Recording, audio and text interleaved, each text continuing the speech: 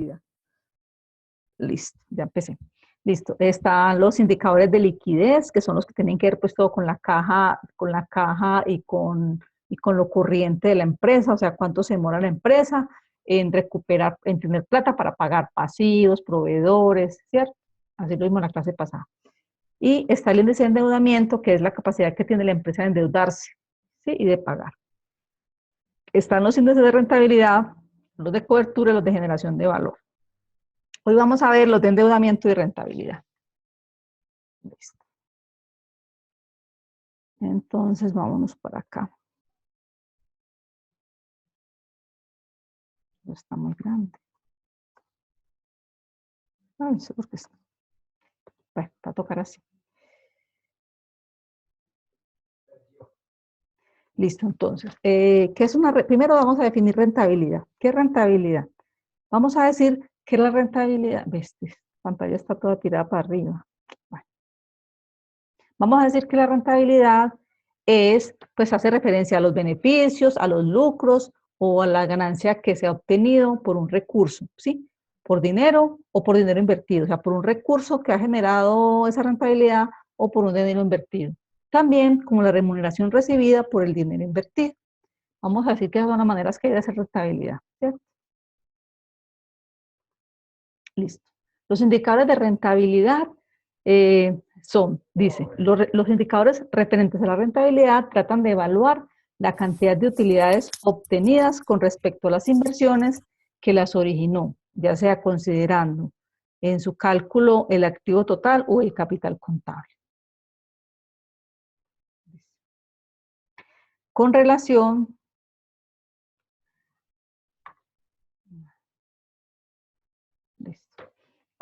al cálculo de rentabilidad, los analistas, ¿sí?, financieros, o sea, los de los bancos, describe que utilizan índices de rentabilidad para juzgar cuán eficientes son las empresas en el uso de sus activos, ¿cierto? Entonces, para eso nos sirve, para mirar si con los recursos que tiene la empresa está siendo o no está siendo eficiente, tiene o no tiene utilidad, ¿cierto?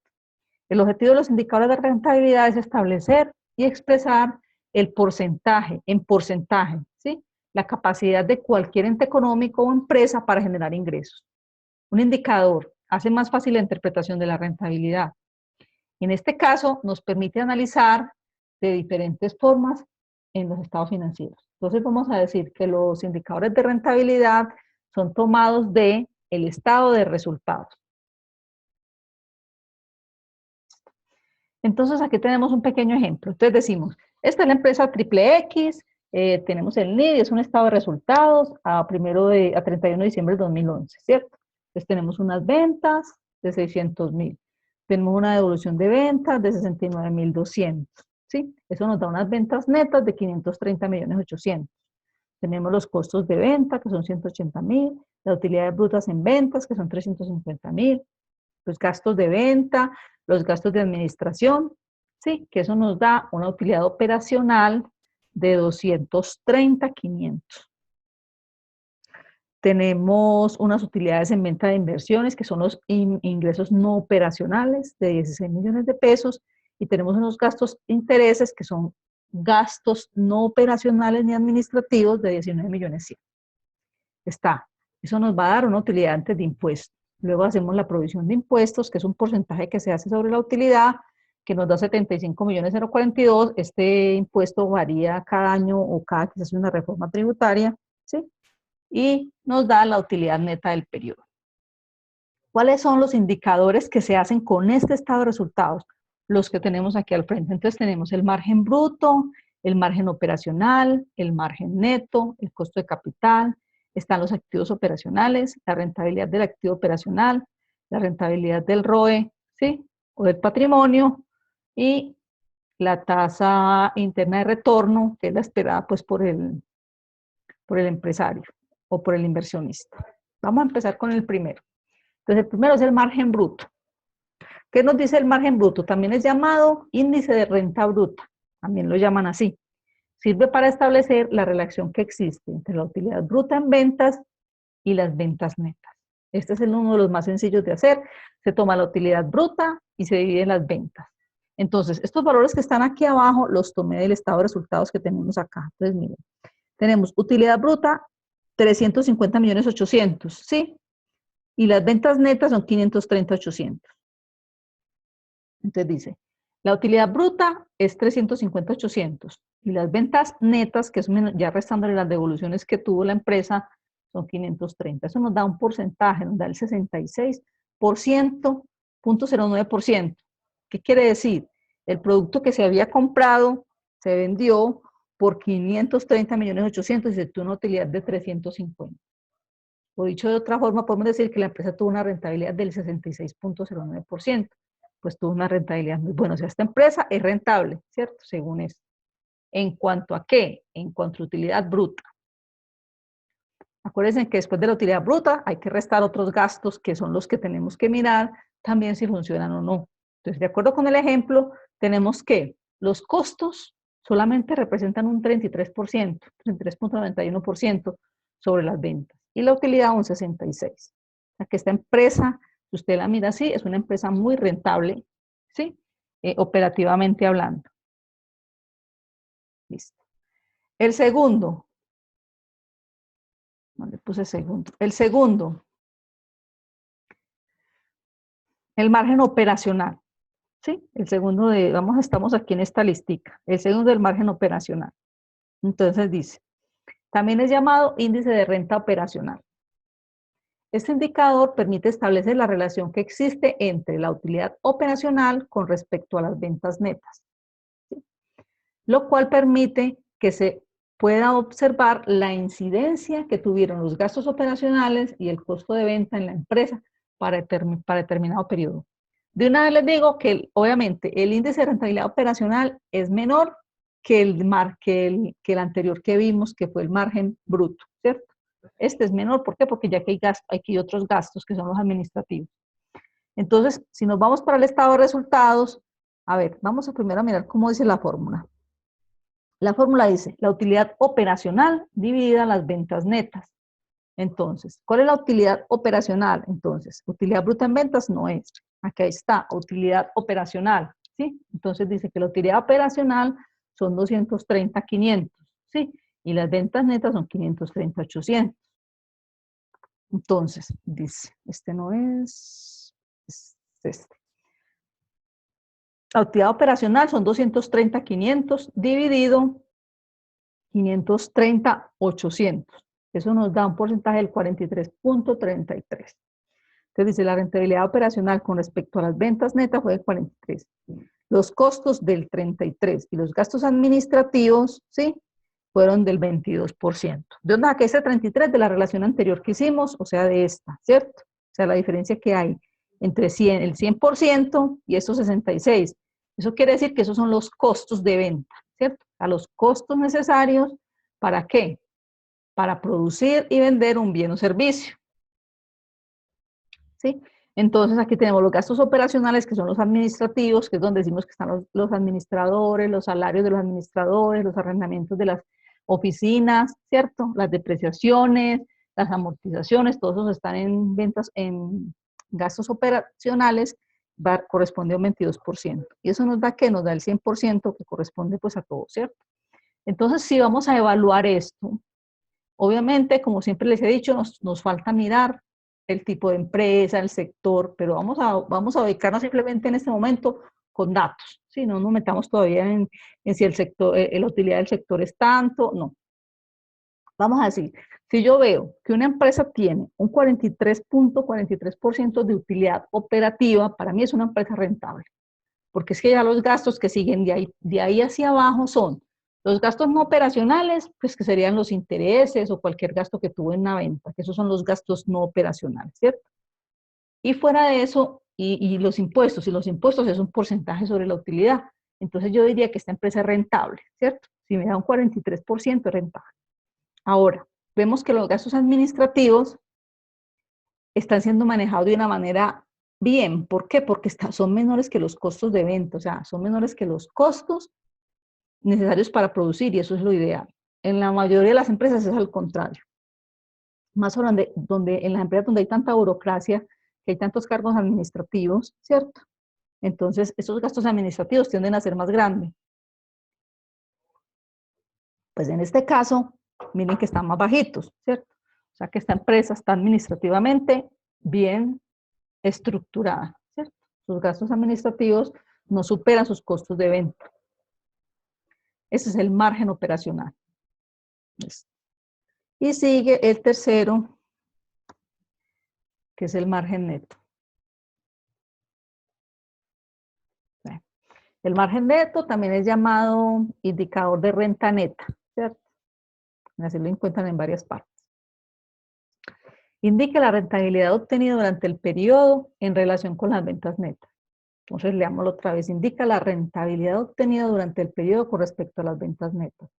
Entonces, aquí ya es el porcentaje de utilidad total que tuvo la empresa. O sea, este es el que se puede distribuir entre los socios o el que se puede tomar, ¿para qué? Para generar nuevo capital de trabajo, ¿cierto? O para capitalizar la empresa, ¿cierto? Dependiendo. Este 28%, entonces, tenemos que la utilidad neta eran 152.358.000, ¿cierto? Y las ventas netas son los mismos 530.800. Entonces, con respecto a las ventas netas que se hicieron, sí, tenemos una rentabilidad o un margen neto de 28.70%. Entonces, dice, el haber vendido en el periodo 530.800.000, así es que se explica, pues se hace el comentario cuando se hace el análisis. Dice, el haber vendido en el periodo 530.800.000 obtuvo una ganancia del 28.70%. O también se puede decir que del total de las ventas netas en el periodo quedó una utilidad neta del 28.70%. ¿Sí? Entonces, estos son algunos de los indicadores los cuales permiten analizar el estado de resultados. ¿Sí? Estos son como los que más se utilizan tomando como base el estado de resultados, los cuales permiten apreciar de forma más clara cómo va la relación entre las ventas, los gastos y la utilidad de la empresa. ¿Listo? Entonces, ¿qué tanto se están manejando los costos con respecto a las ventas? Ese es como el objetivo de estos. Listo. Bueno, ahora vamos para el cuarto.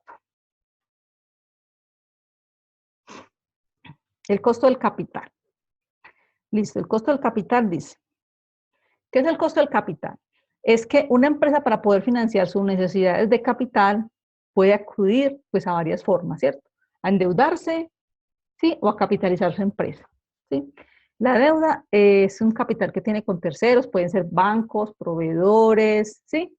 Pueden ser terceros cualquiera.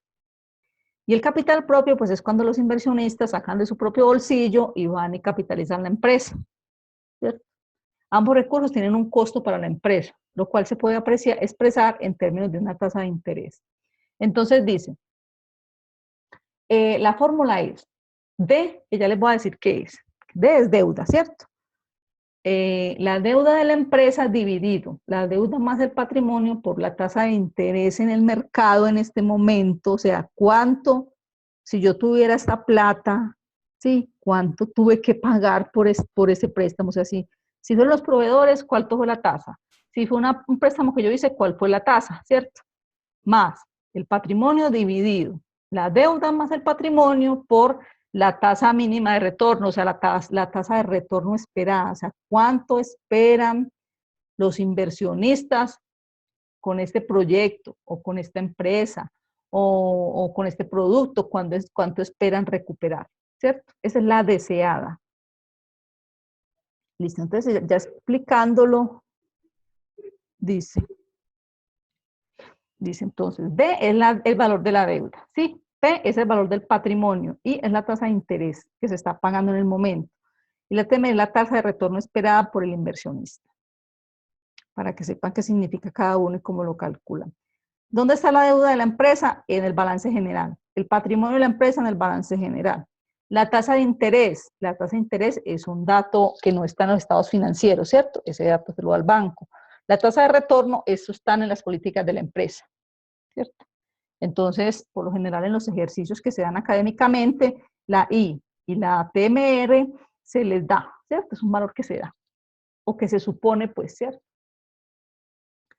Entonces, la tasa de rendimiento que debe obtener la empresa sobre sus inversiones para que su valor en el mercado permanezca inalterado, ¿cierto? Teniendo en cuenta que este costo es también la tasa de descuento de las utilidades empresariales futuras.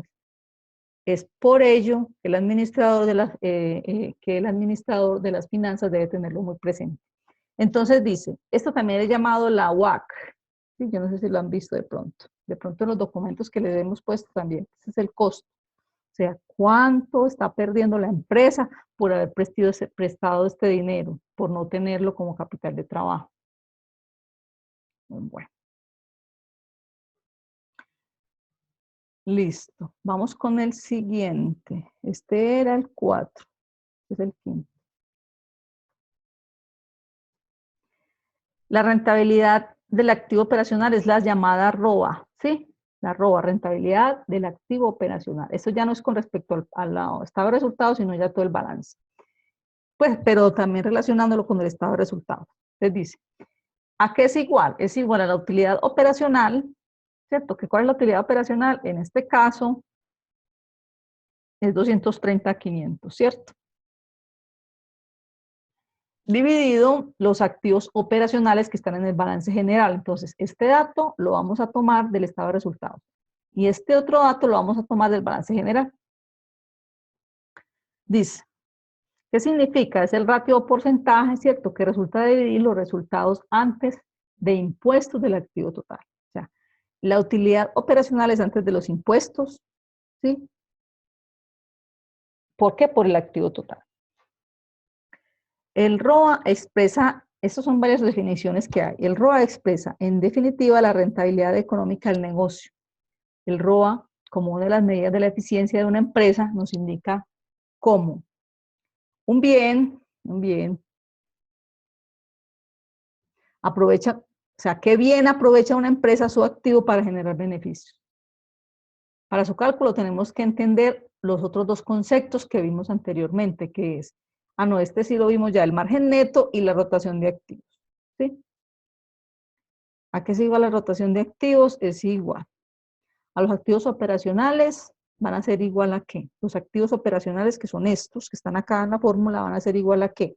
A los activos totales, restándole las inversiones que hay a corto y a largo plazo, y también restándole los otros activos corrientes y los no corrientes.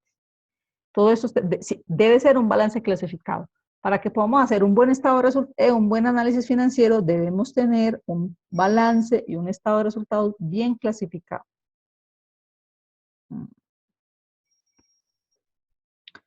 Bueno, yo acá. Vamos para la rentabilidad del patrimonio. La otra es la rentabilidad del activo, esta es la rentabilidad del patrimonio que se llama ROE en inglés, ¿cierto? Las siglas son en inglés. Es utilidad antes de impuestos dividido el patrimonio. Entonces, es uno de los dos factores básicos para determinar la tasa de crecimiento de las ganancias de una empresa. El segundo es la reinversión de las utilidades. ¿Sí? En un mundo en el que las compañías primero se evalúan en función de sus beneficios futuros esperados y su análisis es muy, muy importante. ¿Sí? El ROE es muy importante para las empresas. O sea, ¿qué rentabilidad? Yo con el patrimonio que tengo, ¿cuánto estoy rentando? Es como eso. Listo. En el pasivo de una empresa está el patrimonio. O sea, el patrimonio, como dijimos al principio por allá en el objeto número 1, el patrimonio es una deuda que tiene la empresa con los terceros, con los accionistas. Se dice, es una deuda que corresponde a los inversionistas. Y como accionistas, la medida de rentabilidad que nos interesa es qué retorno tengo sobre el patrimonio, ¿cierto? O sea, yo pongo mi dinero en esta empresa, pero yo espero una rentabilidad, ¿cierto? Entonces, ¿qué intentamos con el ROE? Intentamos medir cuánto beneficio tiene la empresa por cada peso de los accionistas, ¿sí? O sea, cuánto puso cada accionista y cuánto beneficio ha obtenido. Para calcular el ROE se puede multiplicar, pues es una de las formas que hay de multiplicar lo que tenemos en el ROA, ¿sí? Multiplicado por el endeudamiento. O la otra fórmula, pues es esta que vimos aquí, utilidad antes de impuestos y de patrimonio. Cualquiera de las dos nos sirve. El múltiplo de endeudamiento es la relación entre los activos totales de una empresa y el patrimonio. Activos dividido por patrimonio. ¿Sí? A más activos que yo tengo por pesos, ¿sí? De patrimonio, más alto es el múltiplo. Porque la empresa tendrá más deuda. Ejemplo. Ejemplito. Si una empresa vende 100.000 pesos, ¿sí? De mercancías, y después de pagar todos sus gastos como salarios, materias primas, fábricas, impuestos, o sea, los costos y los gastos administrativos, se queda con 15.000 pesos, ¿cierto? De beneficios. Decimos que tiene un margen del 15%, porque cogemos los 15 que quedaron y los dividimos por el total de las ventas. Cuando más alto sea el margen, pues más rentable es la empresa. Esa relación es inversamente cierta. Es más grande, mayor es la rentabilidad. Si una empresa tiene en su balance activos por valor de 100 millones de pesos, o de 100, sí, de 100 millones de pesos, ¿sí? Fabrica materiales, tiene fábricas, materiales, maquinaria. Y con esto logra generar un beneficio de 12 millones de pesos. Decimos que tiene una rotación de activos de 12, ¿sí? Dividido 100. Cuanto menos activos necesite la empresa para generar beneficios, más rentable será. Igualmente, cuanto más beneficio logra la empresa con el activo que se tiene, más rentable será. Listo, esas son dos proporciones que hay. Multiplicando el margen neto de la rotación del activo, podemos llegar también a el ROA, pero es preferible que lo utilicen con la fórmula que tenemos allá. Listo. Esta forma de construir el ROA nos ayuda a entender que las empresas tienen dos caminos para mejorar su rentabilidad sobre activos. Estos son como unas conclusiones. Pueden incrementar los precios mejorando su margen de beneficio. Pueden incrementar su rotación de activos aumentando la cantidad de ventas que consiguen. Entendemos pues que las empresas que no puedan cobrar un gran sobreprecio de sus productos necesitan tener la mayor rotación de los activos posibles. Un ejemplo sería en los supermercados y en las cadenas de distribución. Por el contrario, las empresas que venden productos de lujo con mayores márgenes tendrán que tener una rotación de activo menor, ¿sí? Compensando con un margen más amplio. O sea, deben vender más caro, tener un margen de rentabilidad más caro. Hasta ahí tenemos las de rentabilidad, ¿sí? Márgenes de rentabilidad. Ahora, los de endeudamiento. Entonces, los de endeudamiento. Análisis e indicadores de endeudamiento. El endeudamiento es uno de los elementos más importantes del análisis financiero, ¿sí? Junto con la liquidez y la rentabilidad. Son como los tres que más se utilizan. De hecho, los otros son un poco más nuevos. Estos de liquidez, de rentabilidad y endeudamiento existen desde que yo estaba estudiando en la universidad. Los otros son un poquito más nuevos. Pues por lo menos no los conocíamos. Dice, el análisis de endeudamiento permite estudiar y sustentar decisiones claves para el adecuado funcionamiento de las operaciones, ¿sí? Que sustente la actividad económica de la empresa, con el propósito de preservar la salud de las finanzas del negocio, o sea, qué tan saludable está el negocio.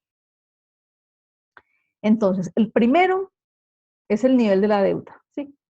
¿Cuál es la capacidad de endeudamiento que tengo? Entonces dice, cogemos el total de los pasivos, que son tomados de donde el balance general, y lo vamos a dividir por el total de los activos. Este nivel de deuda también lo llaman nivel de endeudamiento. Este indicador señala la proporción en la cual participan los acreedores sobre el valor total de la empresa. O sea, qué porcentaje de la empresa, de los activos de la empresa, le pertenecen a los acreedores, a los pasivos, a los terceros. Asimismo, sirve para identificar el riesgo asumido por dichos acreedores, el riesgo de los propietarios del ente económico y la conveniencia o inconveniencia del nivel de endeudamiento presentado. ¿Sí? Si presentamos altos índices de endeudamiento, solo pueden ser admitidos cuando la tasa de rendimiento de los activos totales es superior al costo promedio de la financiación. Recuerden, esta capacidad de endeudamiento también es mirada por el sector, ¿sí? O sea, todo es mirado también por el sector. Pues en este caso no tenemos como las herramientas para hacerlo con el sector, entonces lo hacemos simplemente como con porcentaje, ¿cierto? Diciendo es o no es. Listo. Otro que tenemos es el endeudamiento a corto plazo. el que más utilizan como los bancos para hacer los préstamos pequeños, ¿cierto?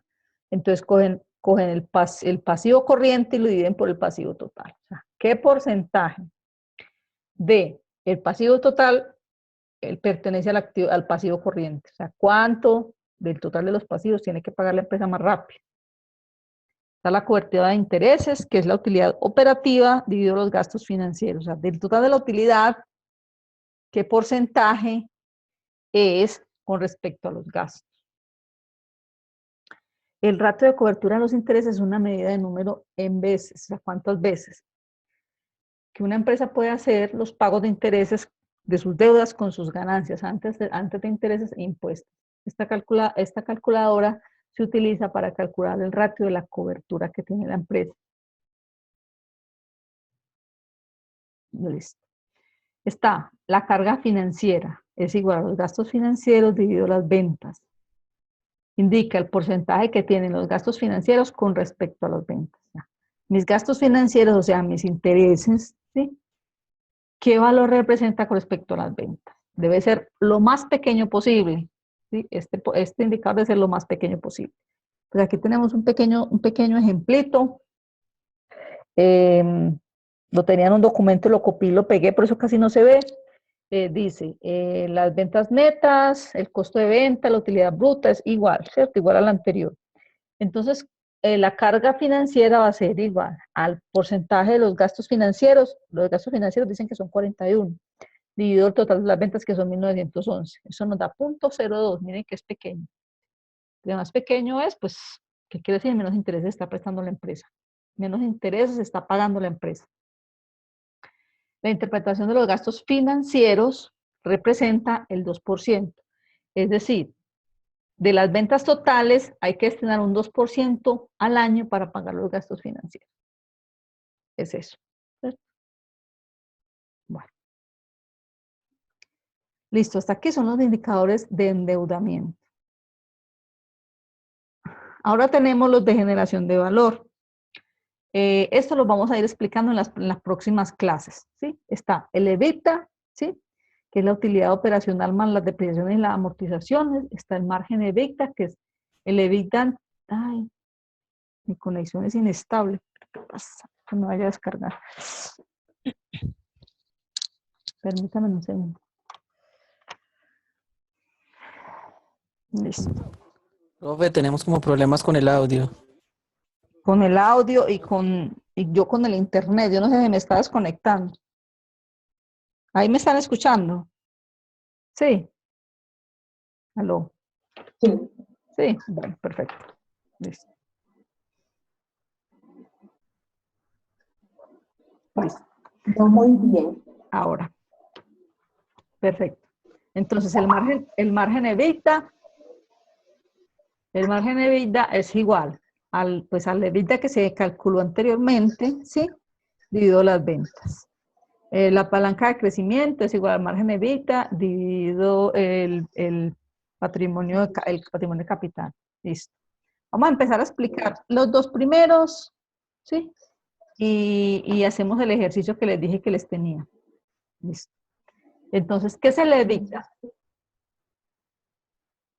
El EBITDA es uno de los indicadores financieros más conocidos e imprescindibles en cualquier análisis fundamental. ¿Sí? Sus siglas representan en inglés las ganancias antes de intereses e impuestos y depreciaciones. ¿Sí? O lo que es lo mismo que representa el beneficio bruto de explotación calculado antes de los deducibles de los gastos financieros. Entonces, el EBITDA no es un indicador que se calcule, ese indicador está totalmente en los estados financieros, en el estado de resultados. ¿Sí? Es que escoger la utilidad de la empresa y sumarle, la utilidad operativa de la empresa y sumarle la depreciación y las amortizaciones y los intereses.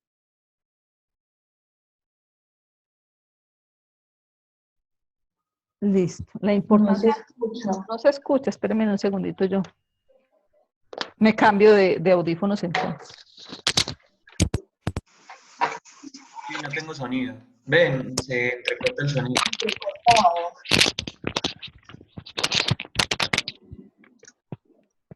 Hola, ¿me escuchan? Ahí sí. Hola.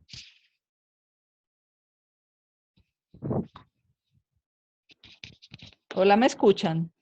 Aló. Sí, profe. Sí, bueno, listo, perfecto. Sí, está Igual, Ya, sí.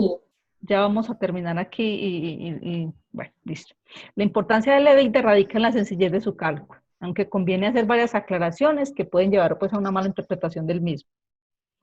El objetivo del EBITDA no es el de medir la liquidez generada por la empresa, ya que aunque este indicador deduce de su cálculo las provisiones y amortizaciones, no incluye otras salidas de tesorería como los pagos financieros, tanto por intereses como por devolución del principal. Entonces dice que al eliminar las amortizaciones productivas no tienen en cuenta las inversiones productivas realizadas ni en el pasado ni en el periodo actual. ¿Sí? Al no considerar el endeudamiento de la empresa es posible que sea un poquito elevado. El EBITDA, ¿sí? Sea consecuencia de un elevado grado de apalancamiento, por lo que la capacidad real de obtener beneficio puede verse reducida en forma considerable. Ese es el EBITDA y el margen EBITDA, que es como el que más utiliza uno, es mientras mayor sea este margen, ¿sí? Mayores serán las posibilidades de crecimiento de la empresa y por ende mayores las posibilidades de generación de valor. Si esas inversiones en crecimiento rinden por encima del costo del capital. Entonces vamos a mirar. Tenemos el estado de resultados, ¿cierto?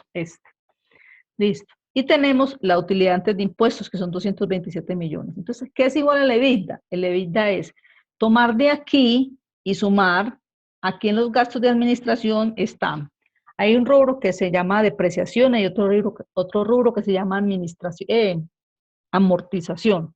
Es tomar este valor, los 227, y sumarle, ¿sí? Lo que represente. Entonces, para un ejercicio que vayamos a hacer, pues no hoy, sino en la próxima clase, ya yo les voy a dar cuál es el valor de la depreciación y cuál es el valor de los intereses y de las amortizaciones para que ustedes lo calculen. Listo, es simplemente este no tiene como fórmula, pues aunque a la gente le utiliza fórmula, pero es sacada del estado de resultado. Listo, bueno. Entonces vamos a ver, ustedes teniendo estas fórmulas, descargando unas fórmulas que yo les tengo, les monté en el campus, sí, en videos, hay unas fórmulas, ahí hay un taller en Word, dice taller para clase. Yo lo voy a publicar aquí para que ustedes lo analicen, ¿sí? Entonces, ¿cuál es la idea? Espérenme, yo se los publico. Nueva difusión. Listo. Ahí lo están viendo, está en Word. Es un tallercito pequeñito, como simplemente como para que miremos. Entonces dice, el gerente de la compañía Juguetes, Estrella S.A., ha decidido ante la prosperidad del negocio, ¿sí?, hacer una ampliación de la planta adquiriendo activos fijos, para lo cual ha enviado al Banco de Colombia los estados financieros que se muestran a continuación. ¿Sí? Las compras a créditos para el año 1990 fueron de 28.000. Las cuentas por cobrar al principio del año eran de 6.000. Este ejemplo es sacado de un libro, ¿sí? Se me fue el nombre bueno, es sacado de un libro. Yo de todas maneras después les doy la página. Entonces dice, Juguete La Estrella S.A., el estado de resultados a 1990. Entonces dice, las ventas, el 70% de las ventas él las hace a crédito, ¿sí? Tiene 40.000 pesos. El costo de venta son 24.000. La utilidad bruta son 16.000. Los gastos de administración y ventas son de 68.000. La utilidad operativa son de 9.200. Los intereses son de 5.000. De 5.200.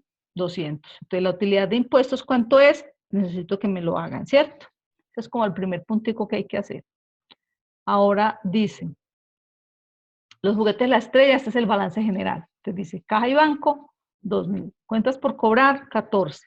Inventario, 10.000. Activos fijos, 40.000. La depreciación acumulada son 6.000 y miren que está restando, ¿sí? Esos son los activos. El total de activos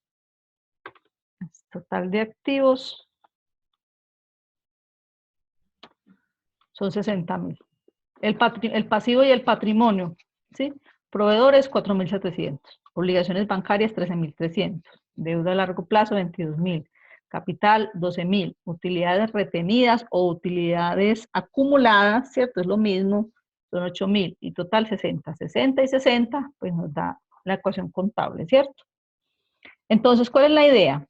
Que calculemos los indicadores de razón corriente, ¿sí? Que lo vimos en la primera clase de esto, en la rotación de cartera, la rotación de cuentas por pagar, endeudamiento, utilidad antes de impuestos, rentabilidad del patrimonio, ¿sí? Entonces, ¿qué les recomiendo? Que me descarguen en este momento entren enseguida pues cuando los deje solitos, entran al campus, ¿cierto? Descargan un archivo que se llama, yo les puse un ejemplo de Soya, de unos estados financieros, de un análisis financiero. Ahí en la hoja de Excel, donde están los indicadores, están todos estos y están las fórmulas, entonces ustedes facilito los pueden calcular ahí, ¿sí? Entonces, ¿cuál es la conclusión? Dice que el préstamo que ha solicitado la empresa es de 24.000 pesos. Y con base en la información anterior, hagamos un análisis financiero con el fin de determinar la posibilidad de que el banco apruebe el crédito en caso de rechazo y sustente el porqué. Bueno, yo tengo aquí los resultados de los indicadores, ¿cierto? Están en letra blanca. Pero yo espero que ustedes traten de calcularlos a ver si les da. Listo, entonces voy a mirar.